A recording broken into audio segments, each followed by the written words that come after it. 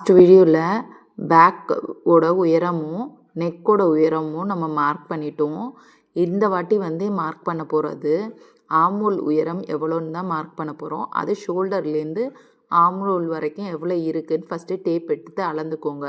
இவங்களுக்கு 5.5 இன்ச் இருக்குது. அந்த 5.5 இன்ச்சை அப்படியே ஷோல்டர்லேருந்து மார்க் பண்ணி 5.5 இன்ச் வச்சு அதை ஒரு ஸ்ட்ரெயிட் லைன் போட்டு வச்சுக்கோங்க.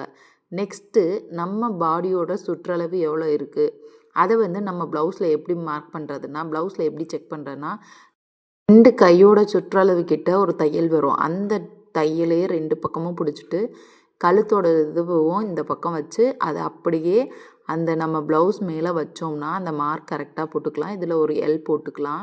இப்போ இடுப்பின் சுற்றளவு இப்போ நம்ம இதை 2ஆக மடித்து செக் பண்ணலாம். இல்லை ஒன்றா வச்சு நம்ம தையல் போட்டிருக்கிறதுலேருந்து அடுத்த தையல் வரைக்கும் செக் பண்ணால் இவங்களுக்கு 22 வந்தது. நான் 11 இன்ச் வச்சுருக்கேன். 1 இன்ச் பார்த்திங்கன்னா நம்ம இந்த டாட் பிடிக்கிறதுக்காண்டி 1 இன்ச் விட்டுறணும். அதுக்கப்புறம் 1.5 இன்ச் தையலுக்கு விட்டுறணும்.